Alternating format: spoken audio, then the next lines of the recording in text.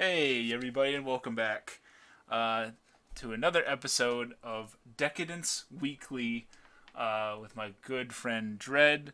Um, this is, every week I'm actually looking forward to a seasonal anime kind of for the first time, I think, in a while. And it's, And we've actually made it to the third episode without having to worry about it. Not like it's not shit yet. it is not shit. It has avoided shitdom. Um, which I'm pretty happy about. This series, and it also um, my biggest takeaway from it thus far, I guess the biggest thing that I like about it, and that's like pertaining to episodes 1 through 3, uh, like as a whole, is I like how this show paces itself. They don't like. It's not the type of show that is raising a ton of questions for me and then saying we're just going to answer it later or maybe not at all.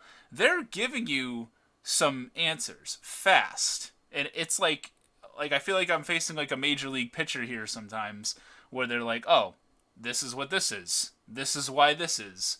This is why decadence came to be. This It is feels like every question that gets answered is then replaced by more questions. Essentially, it yeah. feels like there's a constant flow going on, Mhm. not this overwhelming and like I've compared it to in the past set of questions that Darling and the Franks had that it went 16, 17, 18 episodes before it decided to dump the answers on you. Yeah. Like I feel um I don't know if satisfied is the perfect word. I'm happy with the answers that they provide me, and then I'm intrigued for more, which I think is the really good balance. Whereas, and I think Titan comparisons are abound probably with this show, but and I sort of hesitate to bring up Titan because I am not fully caught up, so people can attack me, I suppose. But I can only talk about what I've seen So, of Titan. Is in comparison, yeah. Titan does have a lot of overarching questions that get Mm-hmm. dumped the answers to later on, but over the course of it, it has smaller little questions that get answered progressively, Right. I would which say this. I feel like this is doing the exact same thing. Would you say that this does it a lot faster? Yeah. Because we're on episode 3. They basically tell us what has happened. Well, I So also have a question here in terms of I perspective, but have go my ahead. thoughts on their explanation on what happened to the world. So Okay, let's get go into ahead. that first. What happened to the world that we know as Earth? Sure. In what, the year 2400, the show said? They said in the later parts of the later half of the 2400s is when shit started to hit the fan with the pollution. It was like a really on the nose comparison for what our world could be like 400 years or realistically less from now. Mm-hmm. And basically worst case of that. Now that's a fine description that the show had given us, but I almost, because it was broadcast over the speakers of Decadence, it seems like it was being told to the citizens. I have this thing in the back of my mind, like, is this propaganda that the citizens are being fed? Yep, I was gonna say that same thought. Whereas I wonder about, you got to think about perspective in this show, and a lot of like everything that we're told is from like seemingly the perspective of people that are on top, and it's pretty stark when they're talking. Though when they're telling that story at its conclusion, I did notice there's a very abrupt ending. Like they're telling the story, they're saying, humanity kind of fucked themselves. This the big what the hell is the name of the big corporation basically like came to be. The people in charge came to be. They're these cyborgs, and the cyborgs are basically, attempting to do a better job than what humanity was able to do. And then it sort of cuts off pretty abruptly and basically gives like that moniker line of like the world must be rid of bugs. That is all. Well, the warning also extended to say that we can't end up like the Yeah. humans. Yeah. And it seems like it's very. I like how, and it makes sense how machine like it is. Like it is very the what I perceived as aliens before. Um, the the cyborg, the people, those in charge seem to just look at everything like a big, like everything that they are doing is this big correction. Like they are doing the right things. We did the wrong things. It is up to them to correct our mistakes, and because of that, they feel superior. And and then so anybody that's going into like going into the game that is like the battlefield, like humans are just like your freaking support NPC type things. Besides the very few, and it actually points out statistically how few. There's what, 50,000 to 200? Yeah, it's 200 humans for Something every like that? 50,000. I'm gonna say cyborgs or it's tankers Gears versus versus gears. tankers. Yeah, 50,000 gears versus 200 human tankers are able to fight. Surprisingly, one of the stronger ones is, I think, one of the coolest looking characters in the OP, Kurenai. Oh, she was badass. I'm going to reiterate, too. I said it last week. I love this OP. Um, yeah. So she's evidently a human female warrior tanker that is very, very much looked up to by our girl Natsume here. And so I brought up the pacing. I really like the pacing of this episode. I like how it's going, and it's at the end of it. I was like, wow, that was like a training episode, but we got a whole lot of exposition in there, and I walked away from it being like, okay, that was like 22 minutes or whatever that I walked away happy with where my character is going, and they explained more of the world to me, which I'm like, this is all around good, and it's making me more intrigued. I was gonna ask you, because I'm liking her a lot. Our main character Natsume, I'm liking her a lot. It is not, we don't get a ton from her. Her like thought process, if that makes sense. Like not a ton is from her perspective because we've seen a lot from Kaburagi. We do get a pretty heartwarming scene with her and her friend in the cafeteria, where her friend is really worried about her going out into the battlefield, and she's scared that she's going to die because she's seen, in her perspective, her friend has even seen gears, like these mighty gears, right? These guys have gotten slain. And she just doesn't want that for her friend. That was pretty heartwarming. But Natsume is not somebody that is easily, she's just always going to keep getting back up, I feel, if she's knocked down. Like, Words she's don't not knock her down. Yeah, often. it's so I'm liking her as a character. I was looking to get your perspective on her thus far. I would like to see a little bit more of her like thought process, like inner monologue, I guess. But I understand where they're going with the Kaburagi. So the way the story's structured, I really feel like Kaburagi's the eye we should be seeing everything through because of his race. Mm-hmm. Because I have a feeling with what we learn about Natsume, now whether it's from specifically that incident or as a whole humanity doesn't know the truth of the world that they're living in right now, something's not connecting when Natsume and Kaburagi are associating with each other. Right. Whether that's she's in the dark. whether that's because of her being a bug, Yeah. or just the fact that she's human, that she doesn't know what higher powers are out there beyond the Gadals right now. Yeah. I was questioning the like how much do other humans know versus what she knows, because she is seemingly very different. She does not have Yes. her chip, which they refer to they, and then we actually, I like how Kaburagi like buys like he like spends whatever the currency is to like get The access to house. what happened to her. Oh no, well, he bought the house and he, yeah, Yeah, the replay clip. yeah, the replay.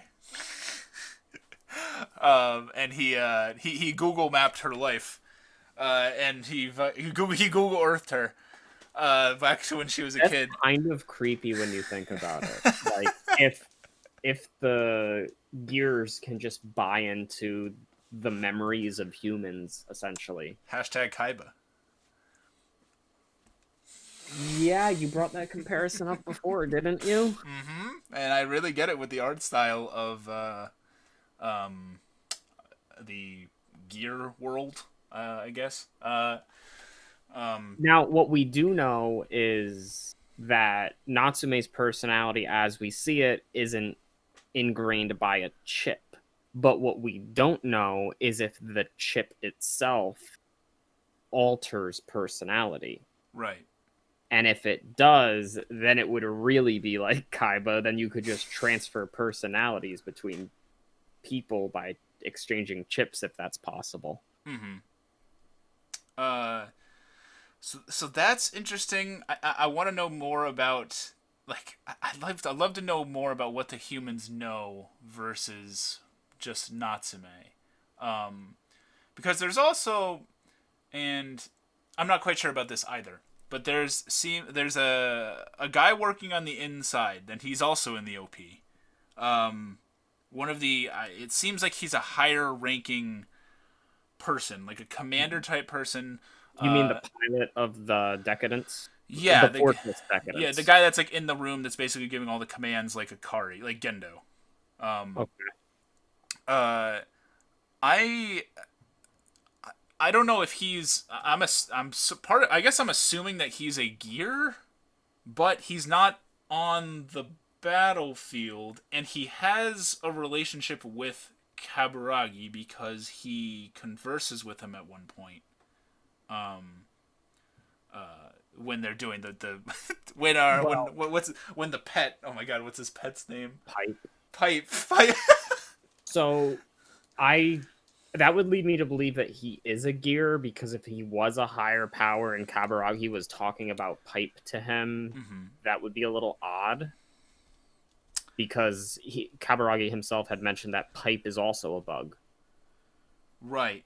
And if Kaburagi's job is to eliminate bugs and he's lying to his owners essentially that he hasn't found any, that would be an easy way for him to get caught. Now, I hope he used a private channel when he talked to his friend there. Yeah, it's just the whole thing with Pipe is weird to me about how it's like he's supposed to be like fairly monitored, but he's able to have this secret pet, and he's able to do stuff with Natsume. I mean, he does get questioned about it. The guy in charge says like, "Hey man, you're not doing your work."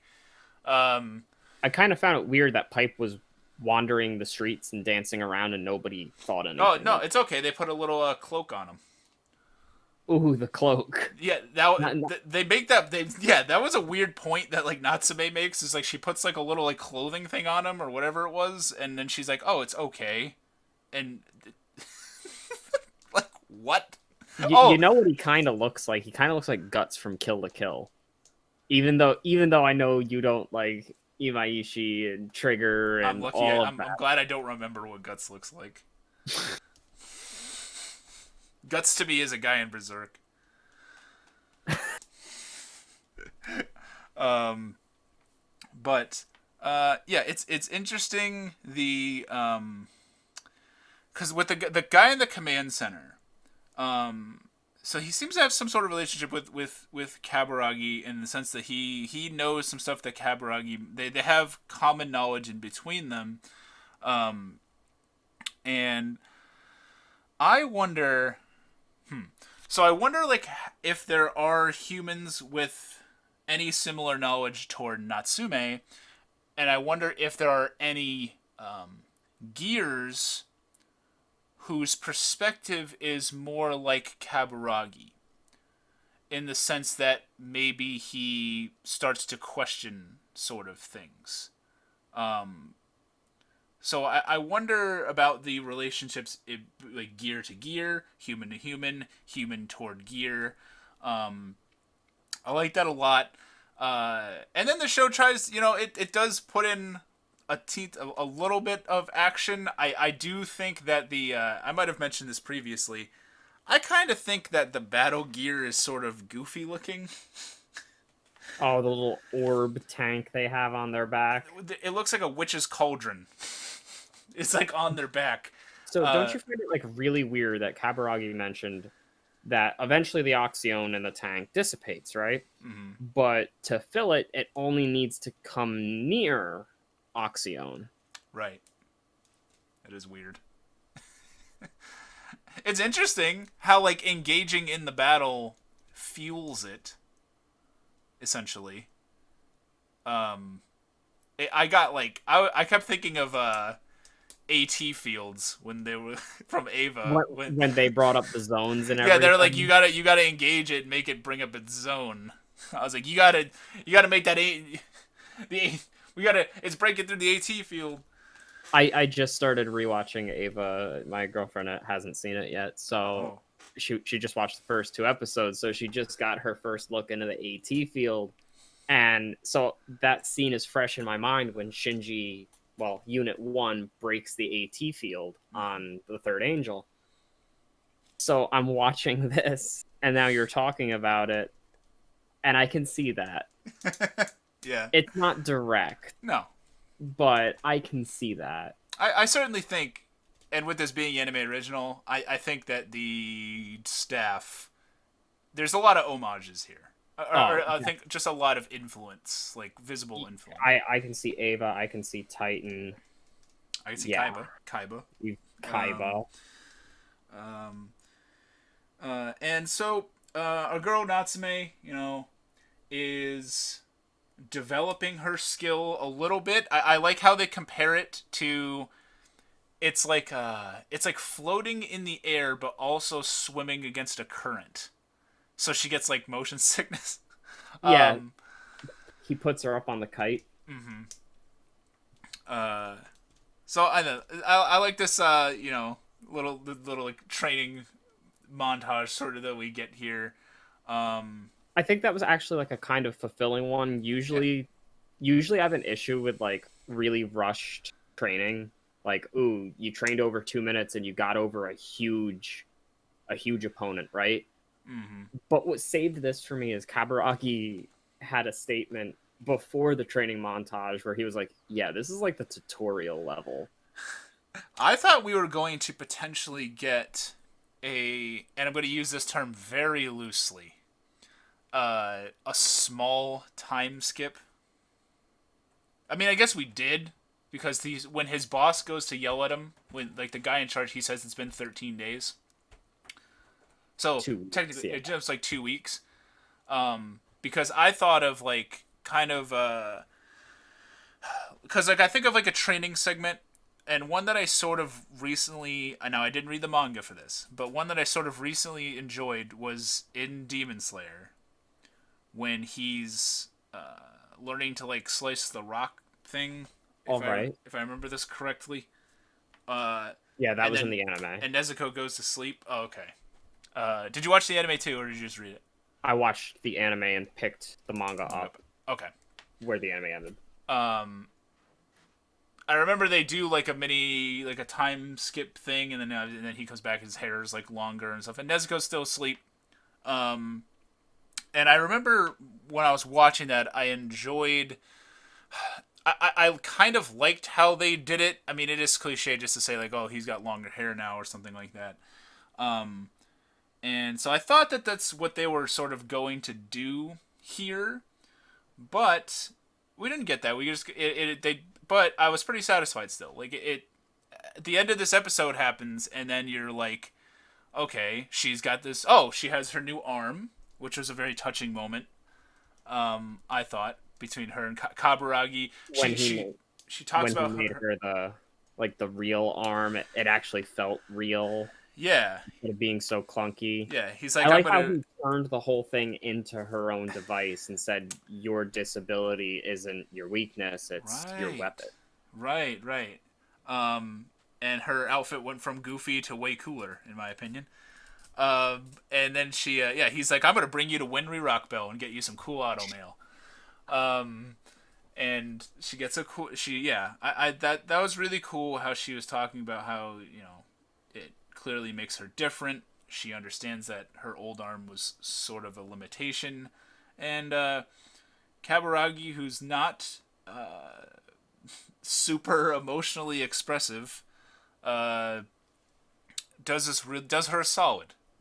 And, fixes her arm, and not only that, but gives her a better arm, and then yeah, it's her weapon now, which I can't wait to see that thing in some more action. And it seems like we're going to see some action because at the end of this, she like races toward the cavern, this enormous cavern thing. Excuse me. That pipe just happened to run down when the ground shattered. Yeah. And if you look far enough in the distance, there was combat happening there, and a ton of those Gadals unleashed their zones. Mm-hmm. They list off a bunch of species again that we have no idea about. So the species, that's a really good point. Going back to Darling and the Franks, they just listed off species like crazy. Like, I don't even remember a single type of Klaxosaur that existed in Darling and the Franks. They must have listed at least 4 or 5 different kinds, and they never really dove into what each of them were. Mm-hmm. Now, I'm not quite remembering the names of the Gadals yet. We're only 3 episodes in. Not at all. They're also but I believe we learned the name of the long one that kind of looks like Dark Beckoning Beast from Yu-Gi-Oh! And then we learned the name of the pink one today. Okay. Yeah. So they're actually putting like a name to the Gadal that's being fought. Even if they're not doing it every time, they are listing off a lot of them as time goes on. Yeah. But we're getting time to learn what each Gadal is. Yeah. And I forget if this is announced to be 1 core or 2. I'm gonna guess 1. And like I would say maybe it's not. I don't know if that's necessarily like a huge goal for them. Is for eventually we're like, oh, that was an Apolagi one, because they do have like weird ass names like that. There was one I remember. It was an O Cthulhu. Okay. that's the only reason I remember that one. I'm like, oh, it has O in front of Cthulhu. They're probably all like Lovecraftian references that are just going over our heads. By their design, I wouldn't doubt that. I do like I like some of the designs of the ones that I've seen, and then other ones look kind of like boring. Well, we learned today with that pink one that it can transform. Yeah. So maybe the ones we're seeing are only one form of the Gadal. Right. Man. Yeah. This was a really, really solid episode in my opinion. This series continues to make me glad that this was the one that won the vote. But because it's so I look forward to it every week because I like this sort of journey that I really hope that we go on with this character. And I love the world that it's in.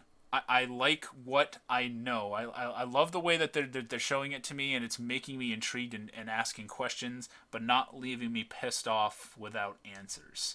And I think that they are doing a really good job because this could have been paced way slower. it could have, and I'm not saying I'm not saying it should have been. It could have been paced way slower, where we're finding out stuff like toward episode 5 or 6, and then at that moment it kind of feels more like an ass pull, or it's just like almost out of nowhere. I like how episodes 2 and 3, they're really hitting you with like what now.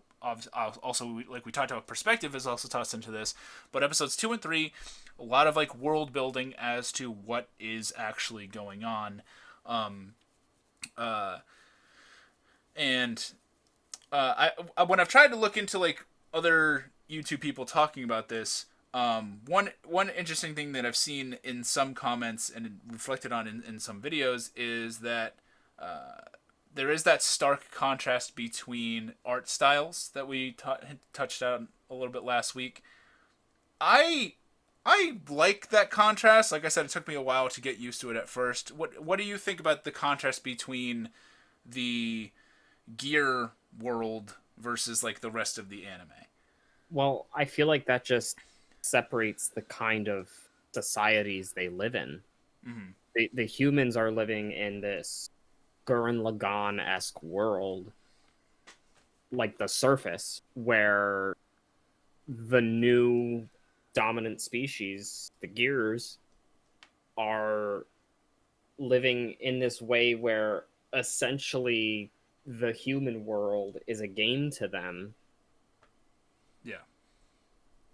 I just feel like the colorfulness of the Gear Society, it's kind of like a mask for what's actually going on. Yeah. It always They strikes don't me. take it Okay. as seriously as the humans do. Yeah. I also keep thinking in my head that like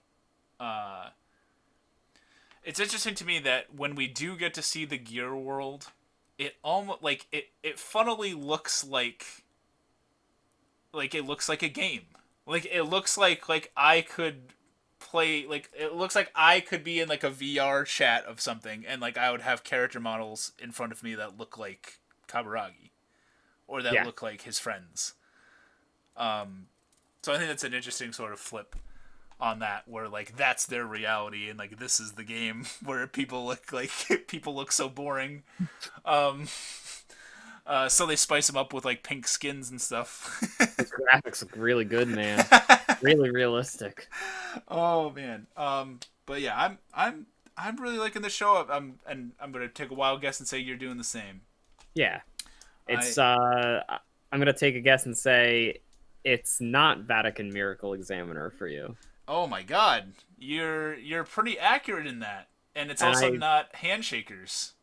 Oh god, handshake. Yeah, let's not reiterate. Let's not harken back to my horrible decisions of seasonal anime choices. I mean, I had picked Kaguya-sama and Bunny Girl, so hey, Kaguya is blowing up in the community still for well, whatever it has reason. a second season. That's why. Yeah, and then the manga, people like the last like 3. Like I've watched a bunch of like manga collection videos recently, and like the last 3 that I've seen, they're all like picking up volumes of Kaguya. And Yeah. If I did one, it would be a bunch of Junji Ito. It would be the first omnibus of Eva, and the first deluxe edition of Berserk. What's that? The collector set of Darling in the Franxx? Yeah. Or that 159, I think it's $159 Demon Slayer box set, which is only half. I might be wrong about this, but I'm pretty sure it's just half of the show. The show, not the manga. The show, yeah, the show. It's an Aniplex release. Oh. Mm-hmm. There's a regular Blu-ray, I think, and then there's like a box set that is very expensive. But yes, this is much better than Vatican. This is much better than fucking Handshakers, because I did make that decision at one point in my life. Although, last season I did Tower of God, which was, in my opinion, pretty good. Not if you ask Mr. J-Chip from the J-Chip Show, who didn't. I have not watched it yet, so I will have to get back to you on my opinion with that. That's fine. But we can agree that J-Chip is wrong. Yeah, I want everybody please to check out Dread's channel. There'll be a link to that in the description. Thank you to... I'm actually making videos again. Yes! The return. I got mentioned. Senpai noticed me and mentioned me in his latest update video, and that made a kawaii smile and red go over my cheeks. I hope you know that. Um, and yeah, please check out his channel. Um, and like even watch his older stuff. Just watch all of his older stuff until he makes a newer one. Like watch it all like 4 times. Okay. Um, and thank you to everybody that is supporting me on Patreon. Lex, Nia Warp, and J Chip, our good friend from the J Chip Show, another channel that I cannot recommend enough. I'll have a link to my Patreon if you want to support the channel down below. If not, even just hit that subscribe button. That does a lot for me too. But thank you, Dread, for coming, and thank you all out there so much for watching. It really means a lot to me. My name is Miasma, and I'll see you next time.